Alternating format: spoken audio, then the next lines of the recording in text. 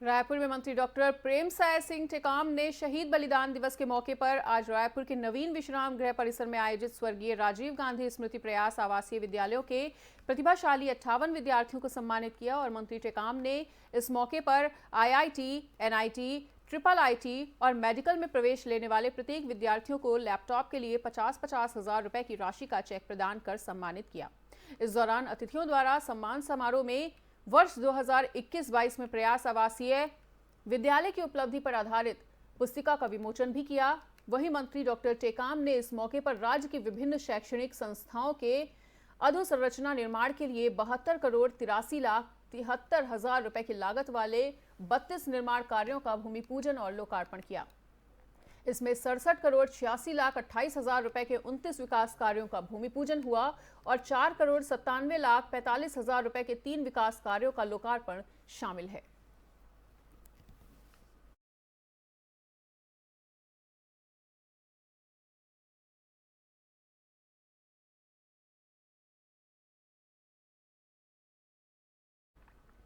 Dubai में 1 से 7 दिसंबर तक हुए कंपटीशन में शुजालपुर की बेटी ने अपने प्रदेश का नाम रोशन किया है और इसी कड़ी में क्लासिक पावर लिफ्टिंग चैंपियनशिप में भारत को छठा स्थान दिलाकर अंतर्राष्ट्रीय स्पर्धा के लिए चयनित होने वाली हर्षा यादव शुजालपुर पहुंची और आज शहर के लोगों ने उसका भव्य स्वागत किया। पेशे से किसान और राष्ट्रीय स्तर की कुश्ती खिलाड़ी रही सीताराम यादव की बेटी हर्षा यादव 63 किलोग्राम भार वर्ग में शामिल हुई हैं और यूएई, कजाकिस्तान सहित कई देशों के खिलाड़ियों को पीछे छोड़ने के बाद टॉप 10 में भारत के छठे पायदान पर लाकर हर्षा यादव अब आगामी समय में होने वाले अंतर्राष्ट्रीय पावर लिफ्टिंग चैंपियनशिप में भाग ले सकेंगी।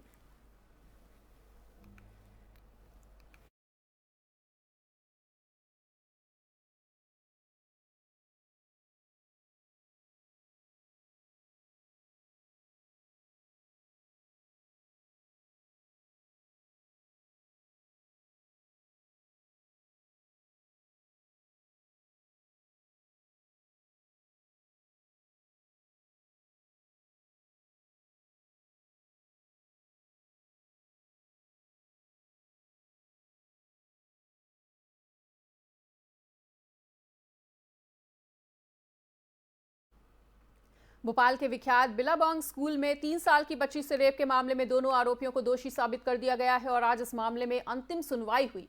इसमें तमाम सबूतों, गवाहों और दलीलों के आधार पर स्पेशल जज शैलजा गुप्ता ने दोनों आरोपी बस ड्राइवर हनुमान जाटव और अटेंडर उर्मिला साहू को दोषी करार दिया है। हालांकि कोर्ट ने अभी सजा का ऐलान नहीं किया है। स्पेशल कोर्ट ने फैसला सोमवार तक के लिए सुरक्षित रख लिया। और आपको बताते चले कि बिलाबोंग स्कूल में 8 सितंबर को नर्सरी में पढ़ने वाली 3 साल की बच्ची ने इस घटना का जिक्र अपने परिजनों से किया था, जिसके बाद काफी हंगामे और विरोध के बीच पुलिस ने एफआईआर दर्ज करके 20 दिन में चालान पेश किया था। सरकार के निर्देश के बाद कोर्ट में 242 पेज की चार्जशीट दाखिल की गई थी, जिसमें 32 गवाहों के बयान दर्ज किए गए थे।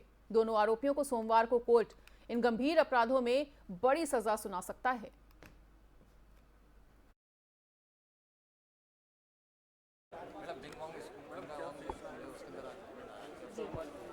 जी, बिलाबोंग स्कूल के केस में आरोपी बस ड्राइवर जो है हनुमान जाटव को सभी धाराओं में दोषित किया गया है और जो बस की महिला केयर टेकर थी उर्मिला साहू, उसको भी उस पर जो अधिरोपित सभी धाराएं उस पर लिए दोषित किया गया है।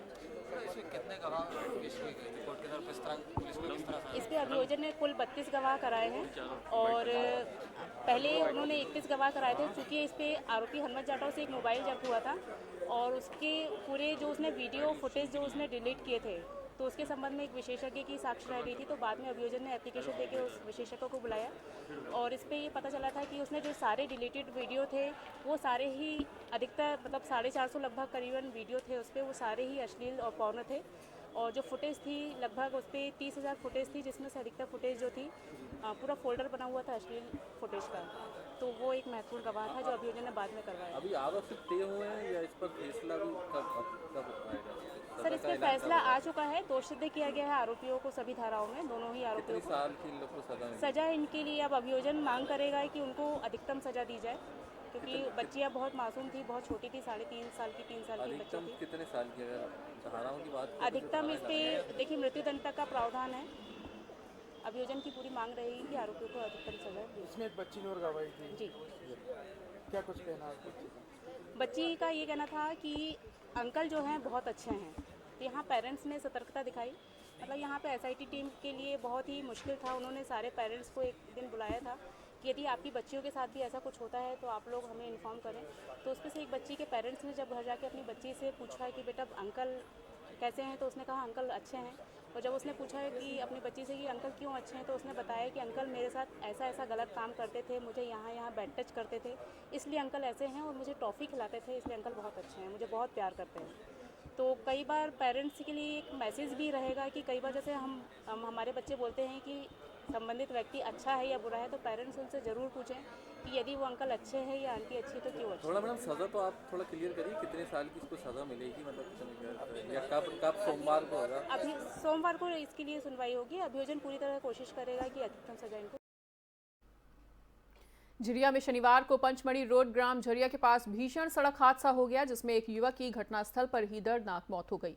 गंभीर हादसे में 2 लोग गंभीर रूप से घायल भी हुए हैं और घटना की जानकारी मिलते ही पुलिस प्रशासन तुरंत घटनास्थल पर पहुंचा और थाना स्टेशन रोड पुलिस उप निरीक्षक राहुल पटेल ने बताया कि घटना की जानकारी प्राप्त हुई थी और तुरंत प्राइवेट वाहन से 2 घायलों को अस्पताल पहुंचा दिया गया था।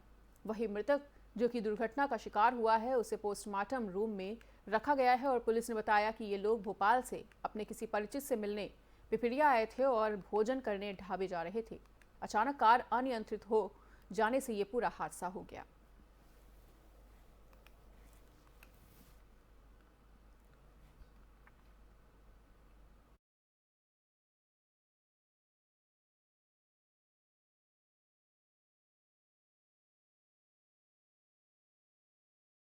और इस बीच आ रही है एक बड़ी खबर। नारायणपुर में पुलिस और नक्सलियों के बीच मुठभेड़ हो गई है। आईडी ब्लास्ट के बाद नक्सलियों ने फायरिंग की। बड़ी खबर आपको बता रहे हैं एफएम न्यूज पर। नारायणपुर में पुलिस और नक्सलियों के बीच मुठभेड़ की खबर सामने आ रही है, जहां आईईडी ब्लास्ट के बाद नक्सलियों ने फायरिंग कर दी। जवानों ने भी जवाबी फायरिंग करके मुंहतोड़ जवाब दिया और जान बचाकर भाग निकले नक्सली।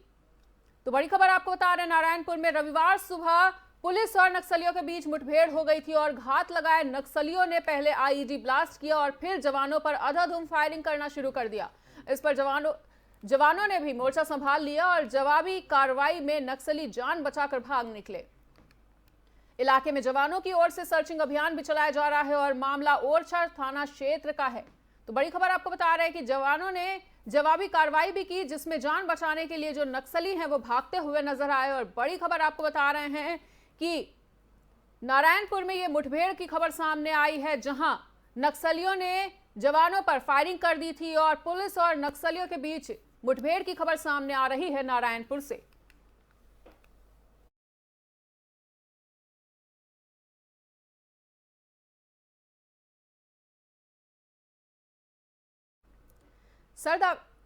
माफी चाहेंगे। सर्व आदिवासी महासंघ बसना द्वारा वीर मढ़ई मेला और छत्तीसगढ़ की विभिन्न सांस्कृतिक कार्यक्रमों का आयोजन शहीद वीर नारायण सिंह चौक बसना में आयोजित किया गया है।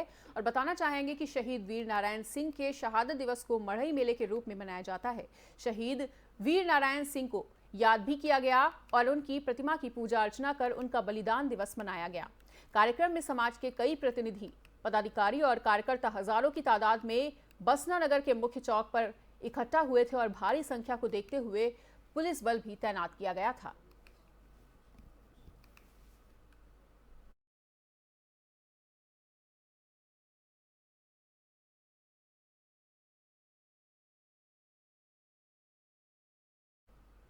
मध्य प्रदेश के किसानों के लिए एक बेहद अच्छी खबर है कि सीएम शिवराज सिंह चौहान ने किसानों को लेकर एक बड़ा ऐलान कर दिया है और किसान गौरव सम्मेलन को संबोधित करते हुए उन्होंने कहा कि किसानों को आधुनिक कृषि का परीक्षण दिलवाया जाएगा और विशेष प्रदर्शनियों से नवीनतम कृषि उपकरण और अद्यतन तकनीक से किसानों को अवगत करवाया जाएगा। किसानों के कल्याण के अधिकतम कार्य कैसे किए जाएं, इस पर भी निरंतर चिंतन चल रहा है और मुख्यमंत्री खेत सड़क योजना भी प्रारंभ होने जा रही है। किसानों के सुझाव पर आगामी बजट में आवश्यक राशि के प्रावधान भी होंगे।